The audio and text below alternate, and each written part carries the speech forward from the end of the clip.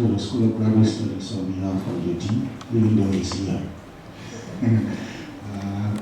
My duty is just to introduce the chairman for this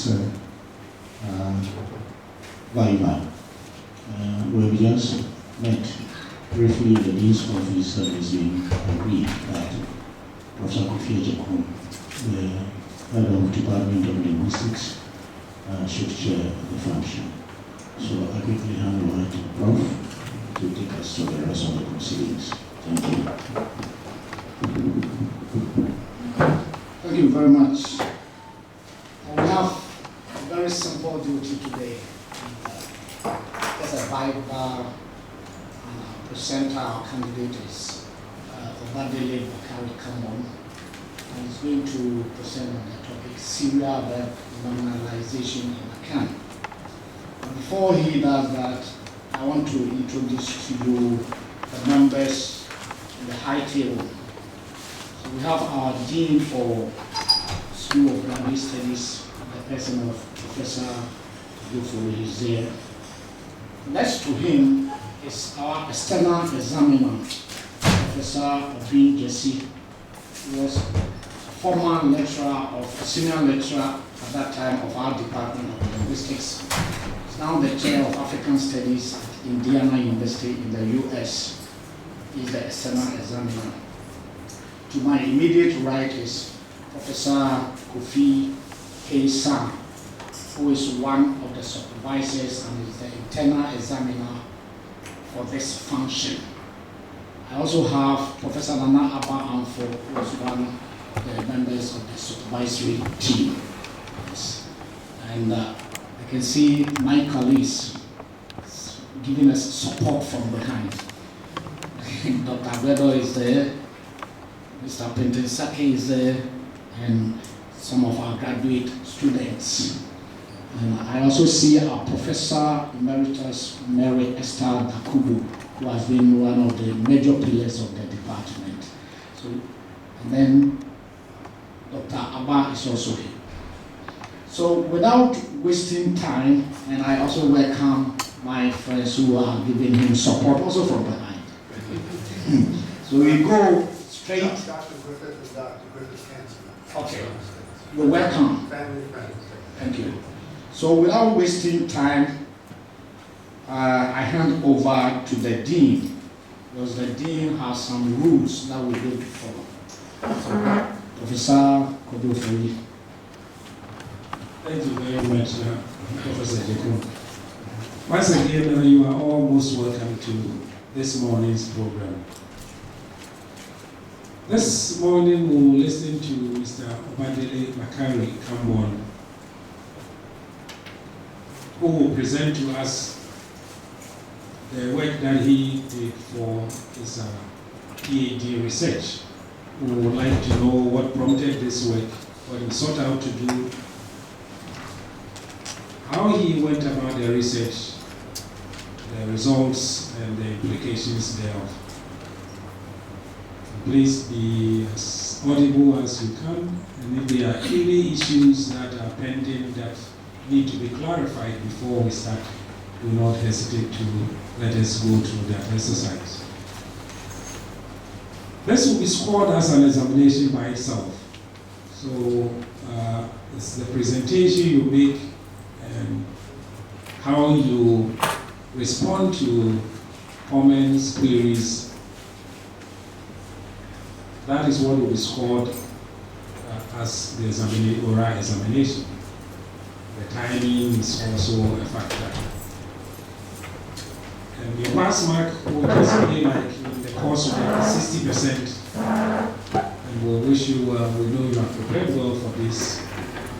We have received comments from the thesis submitted to 3 examiners. So those 3 grades are available. This will be the 4th grade. And you are required to pass in all 4 instances. So we wish you well that you should be able to go past the 60% mark.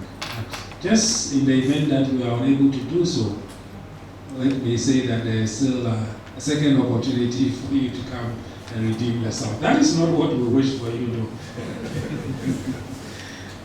So, Mr. Chairman, I believe we are properly constituted to carry on this exercise. Thank you. Thank you very much. I'm now inviting Mr. Obadele, and as we've said, he has 40 minutes. Halfway through, I'll show you my card, informing you that you have 20 more minutes. And when you are left with 10, I'll also show the 10 minutes card to you so that you are aware of the time. So on that note, Mr. Obadele, you are welcome. This is a student who came here with the CIE group, the Center for International Education Exchange Program. He studied Akan under our tutelage. He went back and decided to come back for a PhD still in Akan. He's highly multilingual, speaks Yoruba, Wolof, some Swahili, and some languages from Congo and elsewhere. So, Obadele, on that note, according to my time, it's 10 minutes past the hour 10 o'clock, and you'll be stopping at 10 minutes to 11, please.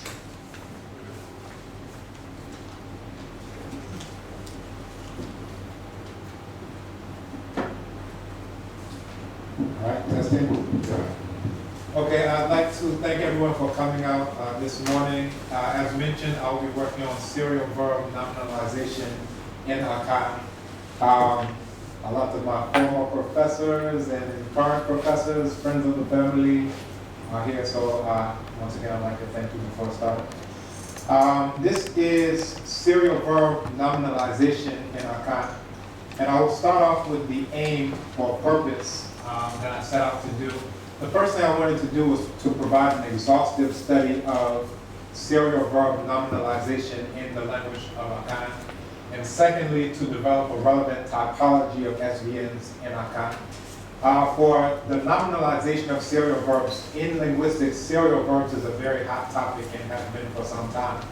Nominalization is also a hot topic, but in linguistics, there really hadn't been too much research that dealt with the nexus of the two, how serial verbs are made into nouns. So this research was one of the first exhaustive studies in doing so. And some of the background, in looking at Professor Osam in 1994, his own PhD thesis, he was looking at how serial verbs can be made into nouns and how semantic integration, how these two verbs have become one semantically, how this leads to these serial verbs being seen as nouns. So in this quote, he says the extent of D as a combination to express an abstract notion is seen in the fact that the two words can be used as a nominal, and they can be used as Gidi, similarly Pache, forgive, Kumbu, Nkubu, Sufret. And the nominalization in and of itself was a testament to the degree of semantic integration. How, again, you have one verb and another verb, each of them have their own semantic meanings, but when they come together, they mean something entirely different. I looked at the 15 full lexicalized integrated serial verb constructions identified by Osam, and I found nominal counterparts for each one of those. And that's where I started to come up with my hypothesis that initially I was thinking that all of them can be nominalized. And as I went through the actual data and the research, I tweaked that somehow.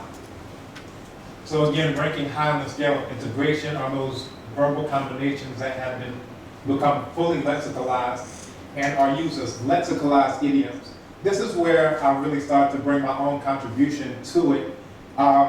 Professor Osam, again, he mentioned that they can be used like idioms, but in his own work, he looked mainly at compositionality, how you have this verb which means this verb which means this, but the overall meaning isn't compositional. You can't get to what the entire thing means by looking at what the individual verbs mean. So he said that they can be used as lexicalized idioms. So I decided to look at what criteria are used to define idioms, to test idioms. And in that, I came up with Barkema in his study about idiomaticity. So I'll go into that as well. So in looking at these evaluative criteria of idiomaticity, I looked at them and applied them to FLIs, VCs, and Akana. And there are several distinct characteristics outlined by Bartino in 1996 that are useful in analyzing the degree of idiomaticity. These are flexibility, collocability, compositionality, and familiarity. And again, in the research up to this point, basically the main thing that was dealt with was compositionality or lack thereof. And I decided to bring in these other things that if they can be used as idioms, then these criteria that are applied to idioms therefore should be useful in looking at FLIs, VCs. And also they should be useful in differentiating FLIs, VCs. Again, those are full lexicalized integrated stereo verb constructions from PLIs, VCs, which are partial lexicalized. So for FLIs, VCs, to go a bit into what that means, we say that in these we cannot derive the meaning of the compound from the meanings of the component parts, even though here there are degrees. So for FLIs, VCs, again, Osan's function dealt mainly with compositionality. And in our criteria of idiomaticity, we found that FLIs, VCs, that usually they are non-compositional. And we've gone into what that means, that they're usually inflexible. And I'll give you examples that show the lack of flexibility in terms of morphological marking or reduplication. They're usually collocationally close, and I'll go into what that means, and they're usually familiar. So when we talk about flexibility, are there different grammatical forms? So can they change for number, for specification, or any other morphological marking? The main one that is appropriate for Akan is reduplication. And we found that time and time again for FLIs, VCs, that they are not subject to reduplication. So if you have something like GG, whoever, D, that this is marked. This is seen as being something that's not acceptable. Also GG, XDD, that DD, for other reasons, that one is not acceptable. However, when you look at the PLIs, VCs, Tutu, Bobo, Ama. So this one, for non-Akana speakers, you can see here, repeatedly believed X, or in this case, repeatedly threw and struck Ama with rocks. That these ones, you can reduplicate them, that they're more flexible when they're PLIs, VCs. Now, in terms of the criterion of collocability, can you switch in and out synonym and antonym alternatives? That for FLIs, VCs, typically you could not do that without it becoming ungrammatical. However, for PLIs, VCs, you could. So let's look at when we have our trust yield example of G, whoever, D. If you switched up for another verb of consumption, that this is not acceptable to say, to come up with the meaning of believe. You can't say Menji, whoever, read, or Menjino, no, and you can't change that also for this one. Synonyms or antonyms are not acceptable to come up with that same composite meaning. For compositionality, again, the combinatorial result of the meanings and the syntactic structure that contains them, that FLIs, VCs lack compositionality, whereas PLIs, VCs are compositional. So in the example that we've been giving, G to receive and G to eat, that you come up with a composite meaning of believe. Now at the same time, you can have FLIs, VCs that are idioms existing in the language at the same time that you have PLIs, VCs, and this are what are known as literal counterfeit forms. So you can have something that's compositional where all you're saying is that you're literally receiving this and eating it. And similarly, in English, you can have someone, an idiom like the person kicked the bucket, right? That's to say that the person passed away. But you can actually have a literal form where all the person has done is kick the bucket, but it doesn't have that idiomatic meaning. So both of these can coexist in the language at the same time, one being idiomatic and the other one not being. And the native speaker will know what the difference is. Next, we deal with familiarity as a final criterion introduced by Bartino for idiomaticity. And this deals with the institutionalization, the meaning or pragmatic function within the speech community. Will someone understand this who's a native speaker as an idiom, will they say, Reginogi, will they understand it as I believe him, or will you just understand it as I receive this person and consume them in some way, shape, or form? So how familiar is it? When we look at PLICCs, again, these are partial lexicalized integrated serial verb constructions. Even though the two verbs code a unitary event, in these verb combinations, we can almost see the separate parts of the event. For example, if we take to, walk, to throw at, we can see the act of throwing and hitting. So again, these are collocational combinations. They occur together, right?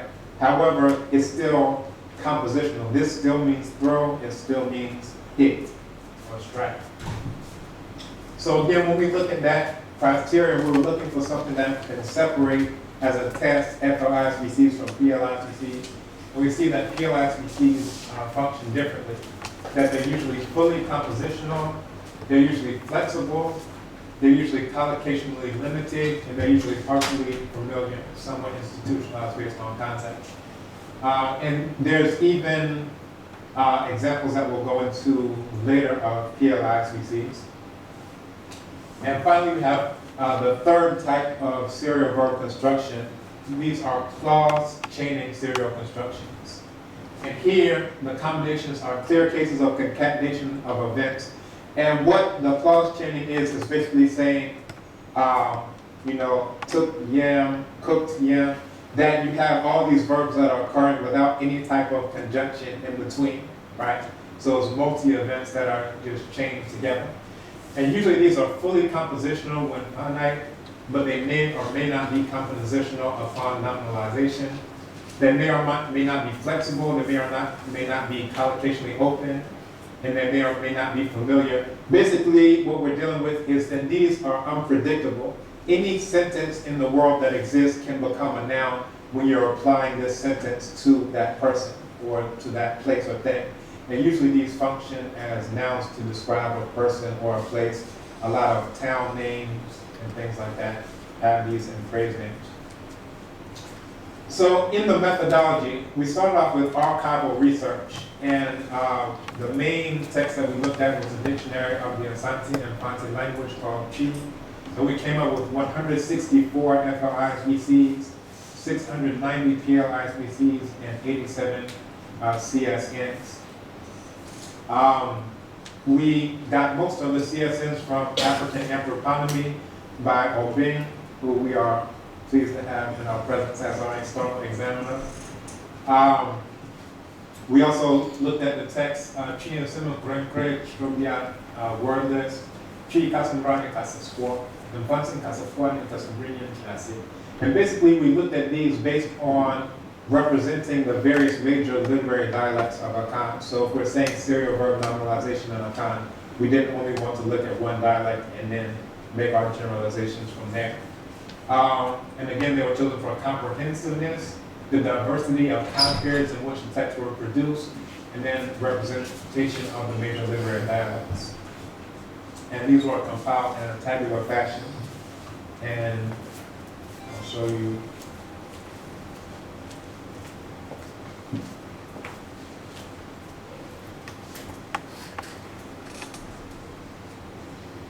Okay. So in our pre-survey predictions, we were looking at nominalization in Akan, and our intuition was that nominalization will be possible and extensive for some types of serial verb construction, while not possible or limited for other types. And then nominalization will be different for different types of SVCs where possible. And again, our initial hypothesis was all and none. We thought that all FLISVCs would be able to be made into nouns, and that no PLISVCs would be able to be made into nouns. And then a regular, unpredictable CSCs. And eventually with prototype theory, which was our theoretical framework, we revised this hypothesis to account for the divergences, the very minute divergences from the overall pattern. So with our questionnaire, we had 75 phase 1 participants. So again, the first phase was the archival research, and then once we had this entire list of them, we selected some of them in order to put towards our native speakers. So we had 75 phase 1 participants and 25 phase 2 participants, totaling 100. For phase 1, we were looking at primarily literate speakers, mainly in the age range from 18 to 60, and 90% of them fell within 21 to 40 years. A good percentage of them came from Winneba, University of Education in Winneba, Accra, University of Ghana-Legon, and Cape Coast, University of Cape Coast. And initially, we were looking at a survey form questionnaire, a fill-out questionnaire. So in doing that, we were looking for those who are literate and would be able to fill out this questionnaire. And coming up with, okay, where can we find a large number of literate native speakers? I started looking in linguistics departments, those who were studying account formally. Some of my instructors here, Professor Abdipon, assisted in giving me access to some of their students and allowing me to survey them. But after I came back with the results from phase 1, again, we had mainly young speakers, mainly literate speakers. So from my supervisors came the question, well, what about the non-literate speakers? What about the elders? Indeed, they may have a deeper grasp of the language because that may be the only language that they've ever used for their entire life. So with phase 2, we got 88% of them 61 plus years old, coming from primarily Kofuindia representing Asante P, Akwakim, Akropong representing Akwakim P, and then also from Itre, 24% representing Fanti. We also got 20% coming from Kumasi, and one individual also from the Kumfi Otwan representing Fanti. There was one speaker who was giving data on Kwakemchi, but he had an Asante mother, so he spoke both. All right. And we ended up with 231 variables in the case of phase 1, and this gave us 17,325 items from 75 respondents. And you know, there are some questions about the length of the questionnaire. Some of the people, when they were given the questionnaire, they said, this is like a test, it's like a final exam, it's too hard, I don't want to do this. If you're not paying me, I will never fill this out. So indeed, we had, you know, a length, and that was a challenge. And in the methodology, we could have gone with a shorter length questionnaire and gotten more people to return it back, because for those who didn't return it back, this, you know, that was the feedback that it was too long. But what the decision was made was that, okay, we can get more in-depth information from those who are going through this entire thing, as opposed to saying, oh, we have a large number of people. So we're really going for substance over just being able to say, well, look at how many people returned it in. And for phase 2, a similar thing was undertaken. We had 25 elders, and these ones were given 114 variables. And basically, after the my supervisory committee came together and gave me feedback, they said these are the ones that we think should be given to the elders so we can get further input. Some of these may be questionable, so they were given these variables. So total, we had about 20,175 items.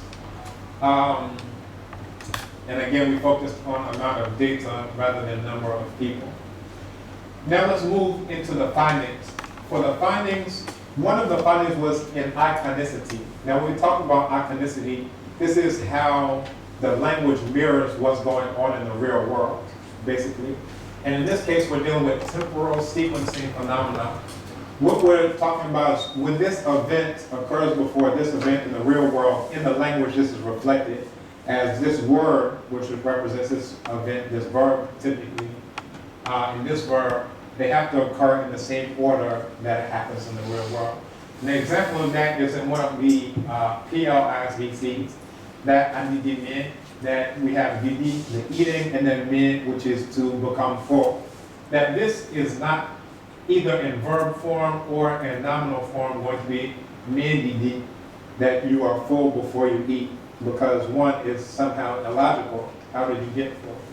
And the sequencing is retained at the level of verb and then also upon nominalization. So once it becomes a noun, it retains the same form.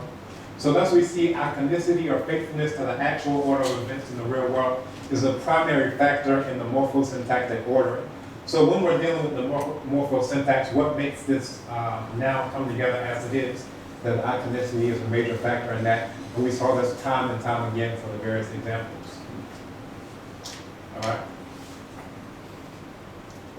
So our example, our trusted example, iconicity, Medino di, that I believe him or her, is never going to be Medino ji.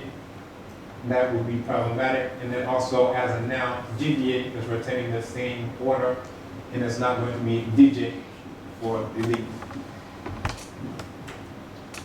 And this was given in the form of a figure that iconicity from perceived world to FLIs we see nominalization. So from clause chaining to PLIs we see. So again, you have this event occurring before this event. So at the level of clause chaining type of serial verbs, and you have this verb with its own meaning occurring before this verb with its own meaning.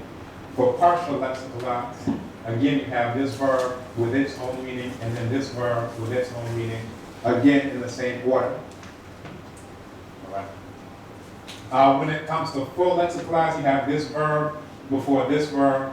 But now, notice that there's a different meaning, that once they come together, they are no longer compositional, so they have an entirely different meaning than either one had before they came together. And then once they are nominalized, they come together in that same order with that same third meaning. Another major finding was that semantic integration extends beyond only verbal elements. And this was something that I didn't come into the study with an understanding. But some of the responses, like I would ask the speakers, all right, just identify the verbs, or I would give them the verbs only and ask them, okay, give me the noun that comes out from this verb. And they could not do it time and time again unless they had all of the different parts of it.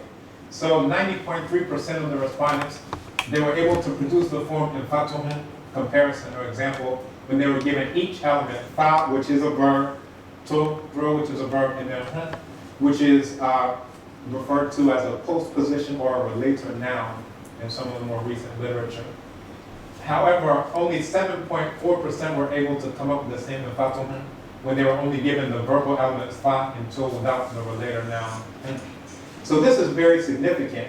It means that when we're talking about serial verb nominalization, typically we'll only look at the verbs, and this is what happens in a lot of the definitions of serial verbs.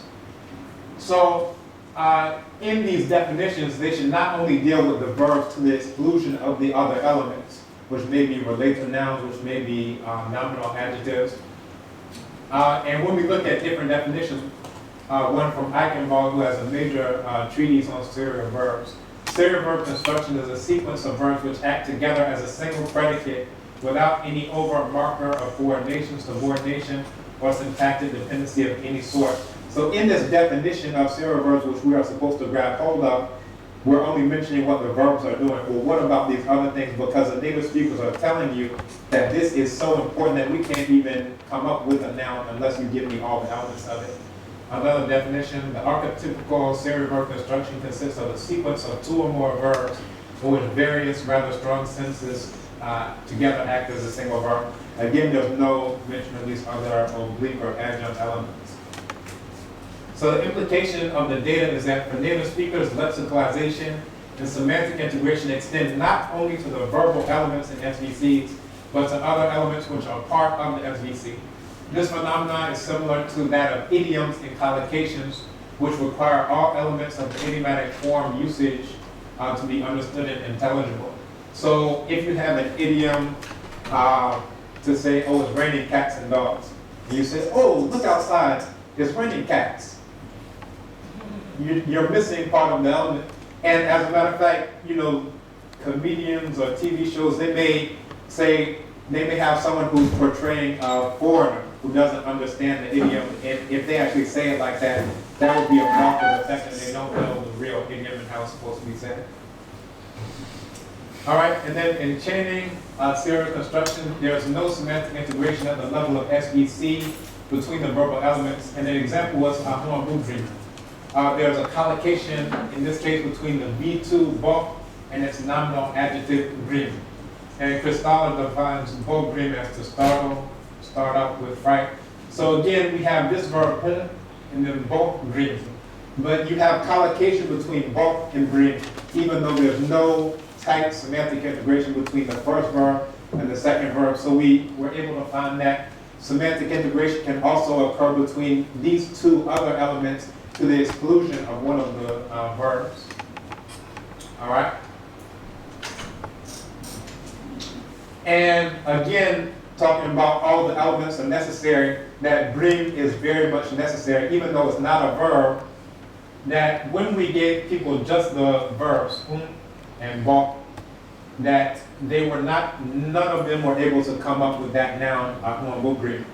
And this also goes back to the idea of familiarity, that if you were given a noun, bring, then okay, maybe you would be able to go back to what the verbs are, but if you're just given the verbs without all the elements, you have to know that that word exists ahead of time before you would be able to extrapolate. And some even gave they were trying to create nouns that they know, because they were like, there's no noun that can be made with and bok, even though there is. All right? We were looking at findings in terms of affixes, tem, and polarity, that CSCs are closer to the finite end of the non-finite finite continuum, and they retain aspects of tense, aspect, and modality, and also polarity when nominalized. So when we see bring, we treat a as a marker of nominalization, which is simultaneously applied to the V1 and V2, uache, akwama, atwapim, abisan swamansan, and the aborokra. So each one of those, we're seeing this occurring.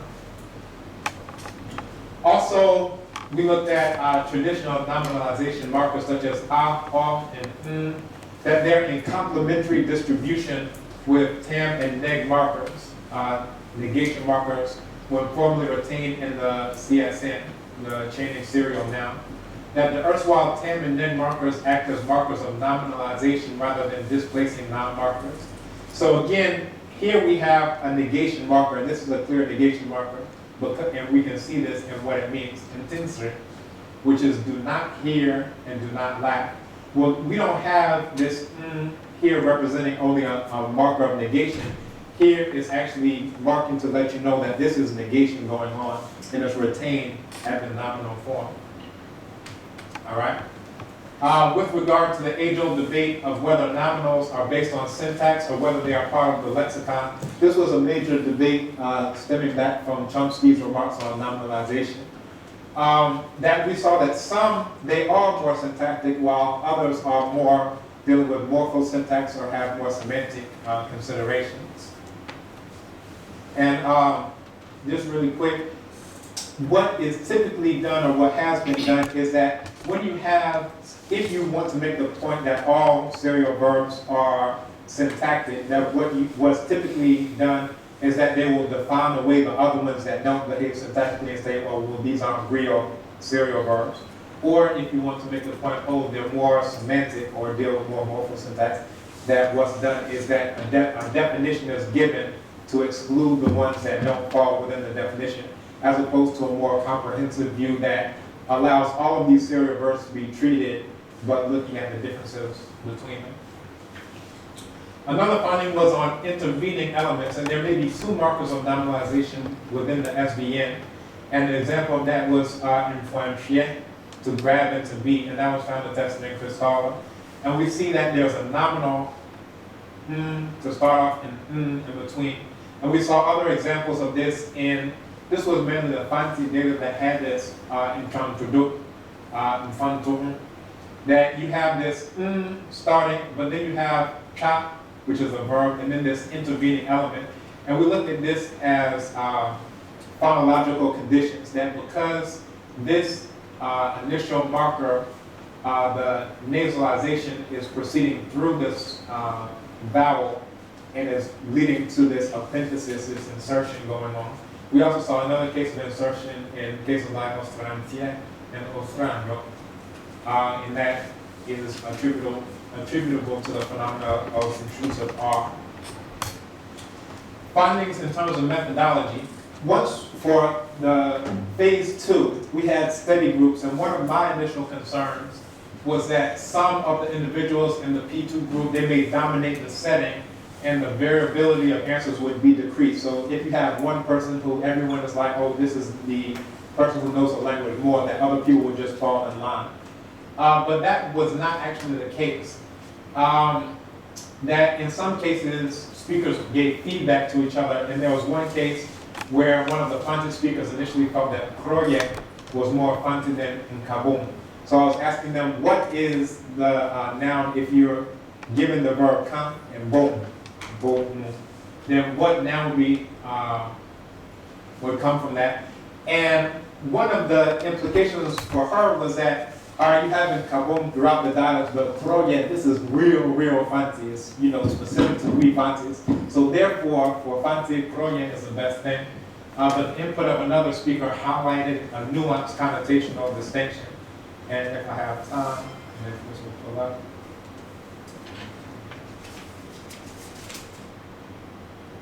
So I want to show you a very brief excerpt.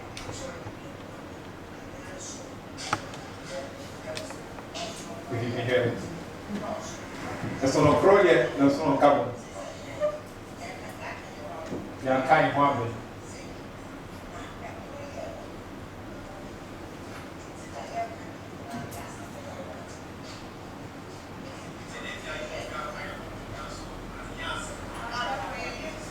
All right. So I don't know how good the audio came through this, but just to explain what was going on there. You have one speaker who was like, all right, Kroye is the best thing. For we Fantis is Kroye. But the other one was like, all right, Kroye, that's more like unity of thought. We're all on the same page. Whereas in Kambon, we're all here physically, but we may not be on the same page. So from that, it actually helped. So my thought that, oh, they may end up disagreeing, and what would happen if they disagree in the study group, that ended up actually not being a major concern, and more clarity was given on the data from this. Another finding methodological is the role of identity in native speaker judgments, and that was the case of it because Kroye seemed more fancy. A similar scenario was found amongst the Apropon and Kwapim speakers, and one felt that the Namro in Jitum sounded more like a Chim dialect of Akan, and we'll not go to the video, but there's a video of that as well. And one of the historical background things is that the people in Apropon, that they are descended from Achim stock, generally. But because of his identity as I'm now Ekwapim, he was like, that sounds like the Achim. So I won't say it may be okay to them, but for me as an Ekwapim speaker, this isn't fine for me. So this again dealt with the role of identity. All right, so that dealt with familiarity. Even though a speaker may be familiar with the form, their own identity may play a role in whether or not they judge it to be a good example or not. Another factor in the responses obtained was the speaker attitudes towards the words themselves. And we had a case of Fakri, which is to forgive, and Fache, which is to forgive. But there's a distinction, at least for this speaker, that Fakri is to forgive, but you can bring it back up later.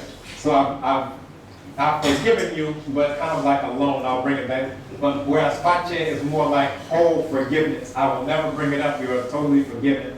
And because for her, this is better to forgive completely. So therefore, her judgment of which one is a better now, it had this role of the attitude towards the word itself played a role in that.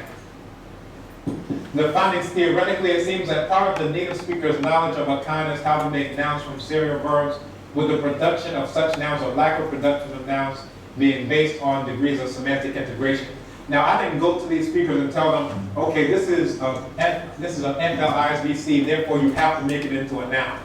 No, all of them just came to the idea that all of these that I have just happened to categorize as such, all of these are found as nouns, whereas these that I've categorized as PLISBCs, they came to the conclusion on their own that these are not found as nouns, generally. And again, this goes back to the prototype theory that to categorize a stimulus means to consider it for the purposes of that categorization, not only equivalent to other stimuli in the same category, but also different from stimuli in the other category. So when we're looking at this, for the speakers, they categorize them all together, and we can see it in the behavior of the nouns and how the nouns work, how these serial verbs were made into nouns or not. Phonics theoretically, an original observation was made that higher degrees of semantic integration is concurrent with lower degrees of iconicity. And this was a finding. When we're saying semantic integration, we're saying that initially you had this event, but now they're seen as one event by speakers. So because they're seen as one event, we can't speak of iconicity, which again, if you recall, is the mirroring of the real world to the language, or saying that this event occurs before this event, therefore, there's this iconicity going on. So basically, the closer they come to one event, we can no longer say that there is this sequencing between the different events going on here. And again, it was found that for ISVCs, even though they're seen as unitary events, they show a linear ordering between this verb and the second verb.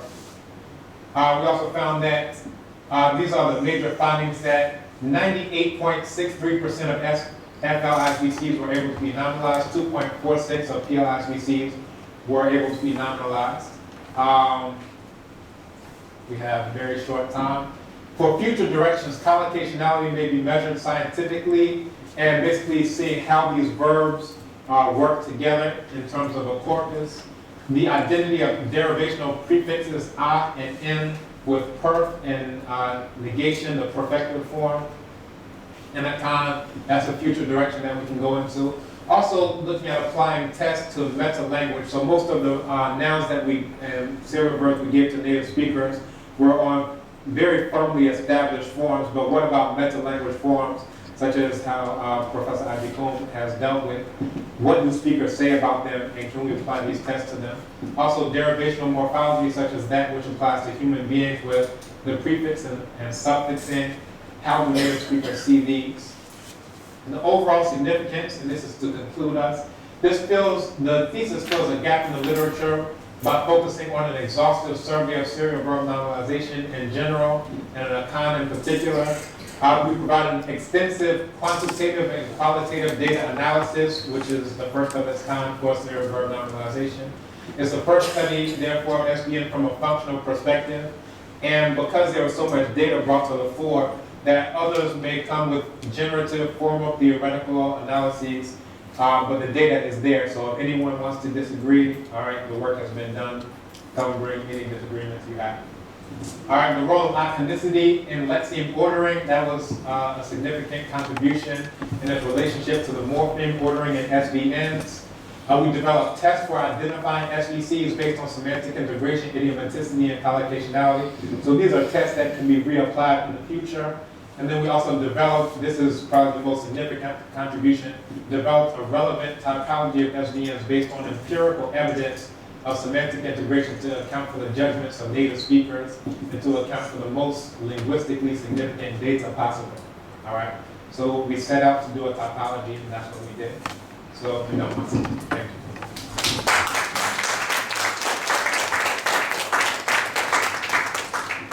Thank you very much. You saved us some 3 minutes. That's a very good effort made. Now we're going to start with question time, and by the rules, we're starting from the external examiner. Professor Obin will start. There's no time limit to this, but we are appealing to them that latest we should be leaving here by 12. So, Prof. Obin, over to you. Thank you very much for inviting me to examine for this. I also want to thank the Dean and the Global Graduate School and all my colleagues. And Mr. Kambon, I want to say more quietly. Now, I grew up as a shepherd. I took sheep and goats to go feed. And one thing that I saw was that sheep are normally very obedient. You tell them to go one way and they all go that way. Maybe that's why they have the Lamb of God metaphor. Goats, on the other hand, go their separate ways. Yet, as humans, we call our children kids and not lamb. And for me, that's very interesting in the sense that we're very much interested in independence of thought. And I like the way you took, cerebral constructions, the way they are nominalized, how you challenge some of the existing views, and the way you came up with the various conclusions. But let me begin from nowhere to somewhere. Can you tell me the morphophonology or the morphophonological structure of your name, Obadele? Yes, I can actually.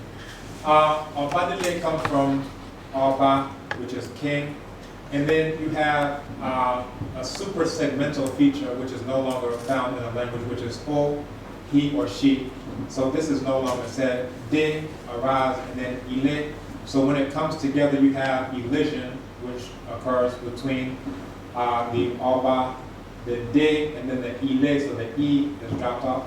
So it comes out as Obadele, whereas the tone of Oba, it would normally be mid-tone, Oba, O, de, ile, but because of the O, which is high tone, the O, the vowel is dropped off, but the high tone moves onto the A, so it goes up to Obadele, because it harkens back to the old structure. And this is actually seen in some of the Akan dialects, particularly like Fanti, where you can say, and it's also found in what's called Ebonics, Black English, where you can say, Trayvon, he going to the store. So you say, you mention the name, and then you say he again, which is reinforcing. So this is the same thing that you find in the Yoruba, and that you also find remnants of in Akan. Thank you very much. Now, so then, would you say, Obadele, is it a word? And what's a word? Is my name a word? Yes. Is it one word? Is it a word? And then what is a word? Okay. For my name, this is what I dealt with in the thesis as denotata or designata. So this is what was initially an entire sentence, but now the sentence is used to say this person that I'm pointing to is my entire sentence. So it's gone, I would say it's gone from being a sentence to now being one single word that's used to refer to this entity, which in this case is me. Thank you very much. No, I did ask this because it does tie in with what you've done in this dissertation. You've done it so well. And I want to commend you highly in the sense that not only do you talk about the morphophonology of these nouns, we also talk, kind of very into cognitive semantics, which you actually do very, very well here. And you are very modest. You don't take strong credit the way you should. Anyhow, I do have questions for you with regard to this talk and also the dissertation itself. Let me start with questions on your methodology. You did explicate it here very well, as you actually did in the dissertation itself. My question is, it appears to me that you are comparing apples and oranges. Why, for example, did you interview young literates and non-literates? Okay, you interviewed young literates and then non-literates. My question is why? Why not young literates and older literates? Okay, or young non-literates and older non-literates? That's a very good question, and the research methodology was very organic in how it came about. That my initial idea to do a questionnaire, I looked at previous theses, and the main one I looked at was Professor Aji Combs. That's where I got this idea of doing a questionnaire. And I was saying, okay, where can I get people who can fill out the questionnaire? So I'm starting with the assumption that people are going to be able to fill out or need to fill out the questionnaire. And in doing that, I was thinking about, okay, Bureau of Ghana Languages, Linguistics Association of Ghana, these are people who know the language but can fill out, the questionnaire. I went to University of Education at Winneba, University of Ghana-Legon here, up to Kumasi, Cape Coast, so different places. So I was thinking this data that I'm going to get from them is going to be comprehensive. That's going to be it. I didn't initially intend to have the second phase of the study. I thought that the phase one would be it. And with that, the responses that I got, it ended up being the same pattern that I got anyway with the phase 2, that by and large, the native speakers, when they were given the full lexicalized, they could make those into nouns. When they were given partial lexicalized, they couldn't make those into nouns. When they were given CSCs, those were irregular in terms of whether or not they could make those into nouns. But Professor Hassan, my lead supervisor, he said, well, why are you only dealing with literates? And why are you only dealing with young literates? So it was actually from his suggestion that, okay, we already have enough literates represented. So we're looking at the bio data, so I've compiled everything according to the bio data. He said, all right, we have enough literates, because I also had some people who are up in age for the first one. But he was like, well, what about the elders? What about the non-literates? They may bring a different perspective to bear on it. So let's say I've come to these conclusions, which basically fit with my initial hypothesis with some variation. What if the elders, those who were saying they have a deeper understanding of the language, what if they say everything that you've got is absolutely incorrect? Well, that was the impetus of doing the field work, the further field work with the studies. But when I went to the elders, they gave me the same information, the things that they had problems with. And they were only, out of the full lexicalized integrated serial verb constructions, initially I said all of them could be made into nouns. Amongst both the young and the elders, they only had issues with 2 of them. And I eventually came down to about 146, both in terms of the corpuses that I consulted, the young literates and the elders, they only had issues with 2 of them. And that stayed the same across the board. And then for the PLISBCs, out of about 690, nouns could only be made for 17 or so in terms of what I was able to find and tested than what I gave.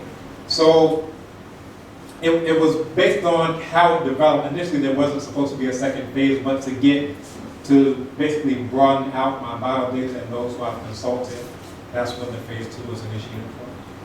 Okay. Let me still ask, well, maybe make a suggestion with respect to the methodology. I mean, what you did basically was to engage in what do you call it, snowballing and purposeful sampling, and you want to state that. I mean, you've done it, and you want to. I think Patton was the person who's kind of written the most about this, so you want to mention that. Now, let me kind of ask questions pertaining to syntax and also semantics here. Now, SVC's a strategy of complementation. Would you say SVCs are strategies of complementation? Why? If yes, why yes? If not, why not? Okay. I would say different SVCs function differently on this. So when you look at serial verb constructions for the clause chaining, you have multi-events. For PLISBCs, you have some that function as complements, that have complementizers. For these, we would call them something like functional serial verb constructions. And this was even something that I wanted to focus on more. Myself and y'all back there on the camera, we did some work on causative PLISBCs. So for these, we have a case of ma, and for whether or not you want to call it a subject or an object, you can have 2 forms that follow behind it. You can have either all that follows behind it, and in that case, it's functioning more like, ma is functioning more like a complementizer. Or it can be followed by no, and in that case, it's functioning more like, what we would say a typical SVC, a more prototypical type of SVC. In those cases, basically the speakers are doing one of 2 things. They are making this when they use all, and let's say ma non chiasi versus ma o chiasi. In the ma o chiasi, it's more of a strategy of complementation. It's functioning more like a complementizer in that case. But we have ma non chiasi. It's not like complementation. What we actually came to was a double-headed type of structure. All right? And in this structure, you have both of them on the same level. So ma and no, those are at the same note, and then no shiasi, those are at the same level. So I would say that speakers have both available to them, and we can actually see how it comes out in the language as to whether or not the speakers themselves are dealing with this as a strategy of complementation or not. I've just maybe more questions and I'll quit talking. Could you very briefly explicate the nature of argument structure sharing? I mean, specifically argument sharing in SBCs. Right. That's going back to what we were just dealing with. So in no, that no is shared by both. All right. So ma, no, and then shiasi. That no is both an object at the exact same moment. It's a shared argument of ma and no, and then it's also a shared argument of no and shiasi. So the no is in a position of a subject, but it's also in the position of an object. So the argument structure in cases like this is both at the same time. And in previous studies, researchers have tried to either make it this one or that one. But in these cases, I don't think it's either or. I think it's a shared argument of both. And I think the only things that can come up as to what is the phonological form of it, is it going to be off or is it going to be no? And I think that's up to other semantic consideration. You give wonderful examples, and one of the things that kind of struck me was, some of the words that you give us examples are no longer in use. I mean, so my question to you would be, how is that going to help people who want to read your book? I mean, I know you're trying to combine synchronic, diachronic, and whatever have you, but do you think that's a problem? I mean, that's a very good question. As I mentioned, when I was at the archival research stage, I started with Cristala's dictionary, which is a very old work, more so based on its comprehensiveness. Like when I was here doing study abroad a decade or more ago, everyone said this is the most comprehensive, text, and even some of the more recent work in dictionaries, they say, we're like the pilot project. We're saying it's a shame that the most comprehensive work to date is, from a century or more ago. So we, as native speakers, we should do our own pilot project, which is even more comprehensive. So in looking at it, I was like, how can I get the most? But then I decided to cross-reference with more recent texts. So I was looking at Wendy, which is 2005. I was looking at the Fanti, which is 2011 or 2012. I was looking at the P word list from Education Department, which was from the 70s. So basically what I tried to do was look at something that could go across different time periods. But in terms of the usage, that was a major question, like from the supervisors, because for the phase one, that was actually what caused phase two, because it was like some of these young speakers, they don't know these words. So especially for the chaining serial constructions that you have a lot of in African anthroponymy, which is your own book, which I very heavily referenced in this because it's so wonderful. Now a lot of these are Mrani, like phrase names or they're proverbs. So when I gave people like the verse bre and hunu, they would say, oh, bre hunu and bre wo. They were coming up with other things, but none of them came to bre tri hunu yet. When you bring behind and still see it, which is one of the praise names of the Supreme Being or Him. So in terms of the usage, whereas some of the elders, they would have a different, role on it. They have a different perspective on it. So the usage would change, and I think we'd have to control those variables. Are we dealing with those who are in the city? Are we dealing with those who are young? Are we dealing with elders? So for myself, because when I was studying the language, I was so much in the proverbs and all, I knew all of these things, and I expected when I gave it to native speakers that all of them would know these things, but they didn't know them. So if I'm going to deal with that, I would have to control for those variables. But that goes to familiarity as well, which was one of the things that I was testing for any of this. Two last questions and I'll be done. Now, lexical items collocate and grammatical items colligate. Now, you very in a very kind of lucid way, use various methods to test, these nominalized SVCs. What I was missing, and maybe I didn't pay attention as much as I should, was how you could use data and fact to test some of these. Right. Did you think about it? Yes. That was I had about 100 or so pages that I had to cut out from it because they say 250 words, but they allow me up to 300. But at that time, I was up to 400. So Professor Osam, who I gave him the nickname Surgeon General because he had a scalpel who cuts away so much of this. When I go, let me go to my list of PLISVCs that I started looking at them. All of these are fa used with other nouns. And then below this, I looked at did. And these are what I was talking about, the functional. These are all ma. And for these, I'll share this because this is all did. So I was looking initially at grouping them based on these. So this is before I had any typology. I was looking at, all right, are they contiguous? I was looking at, well, what is the V1? Maybe the identity of the V1 will have an impact on what it can collocate with and whether or not the collocation can be nominalized.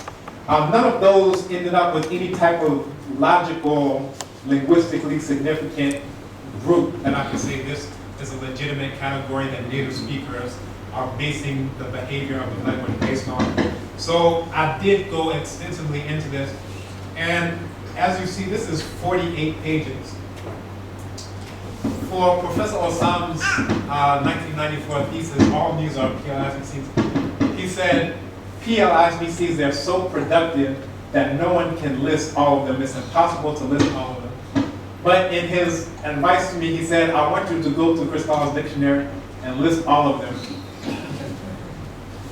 And I thought that was a bit funny. I never brought up to him, but you yourself said that none of them could be all listed, but that's what I indeed attempted to do.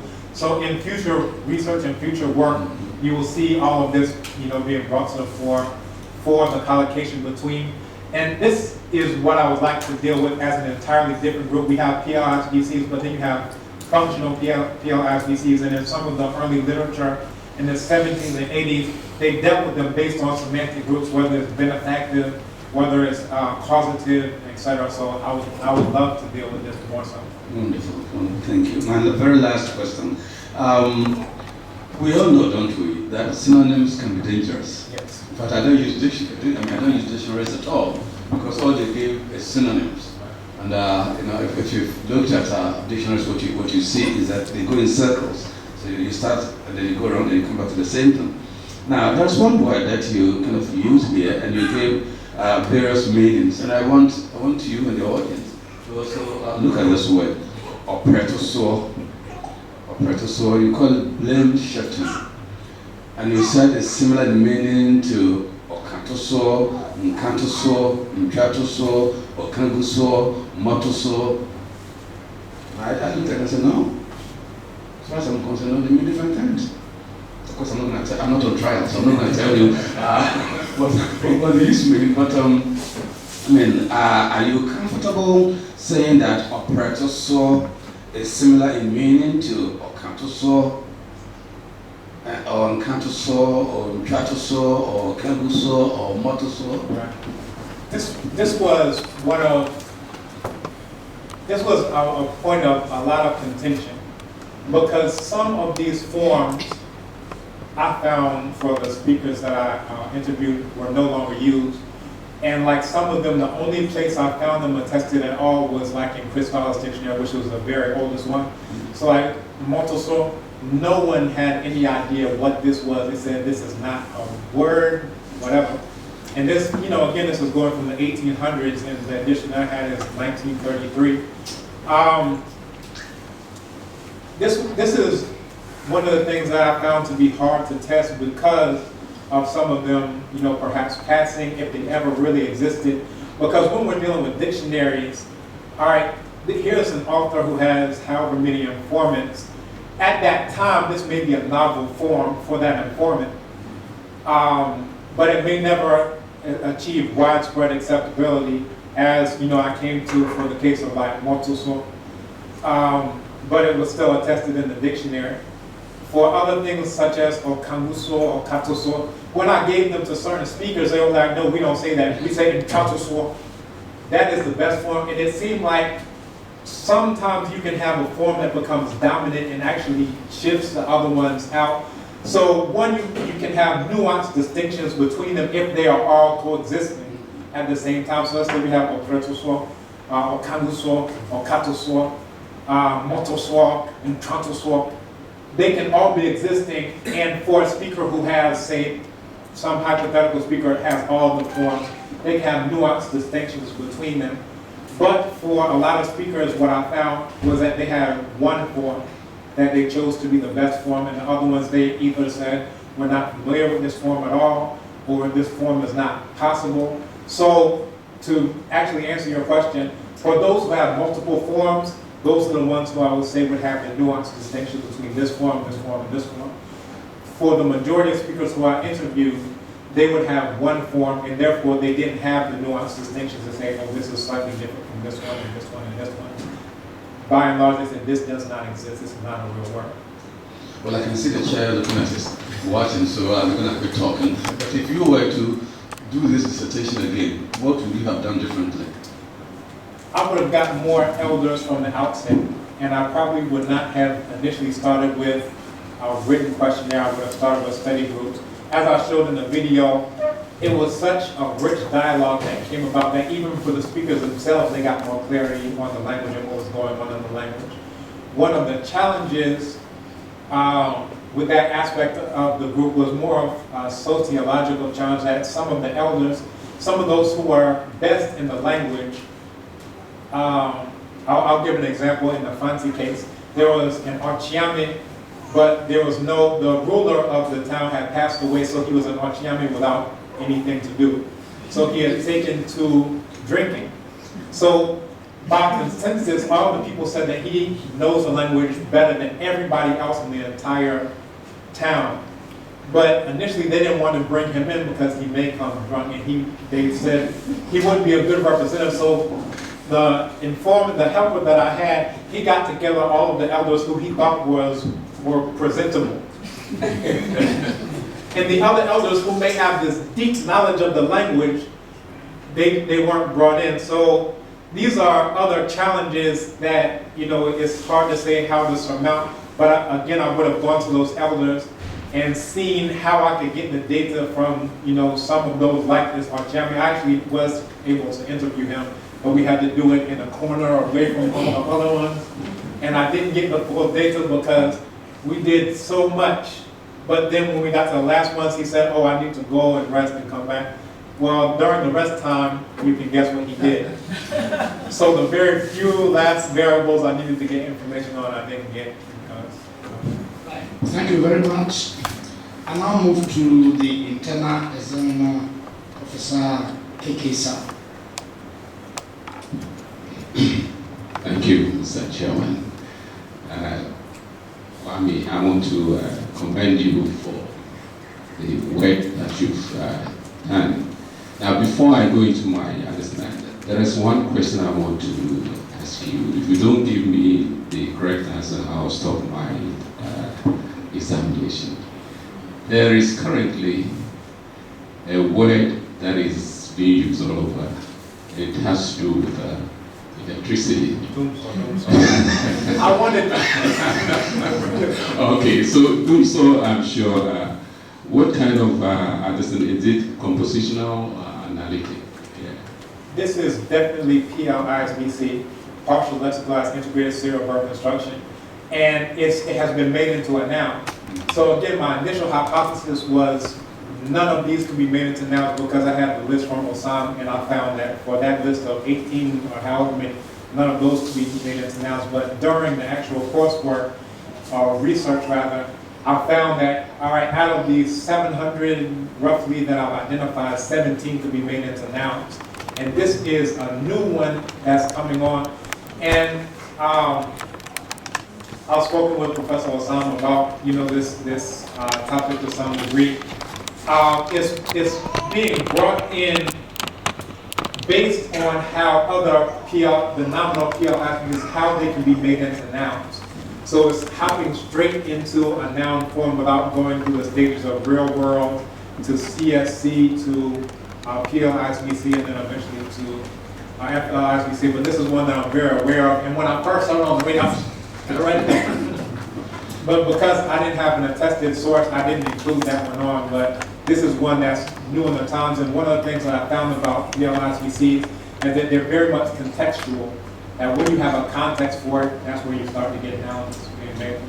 So would you like to include it in your revised work, maybe as a footnote or something? I would definitely like to include it as a footnote. Again, for here, because I started off with attested forms, it's a new form because, well, relatively new because we've been dealing with electricity going out and coming back on for a relatively recent time. So I would say this is one of the ones that's on the verge, and I can bring it out there and say this is a new form of PLISBN. Okay, let me ask you a question about your methodology in your presentation.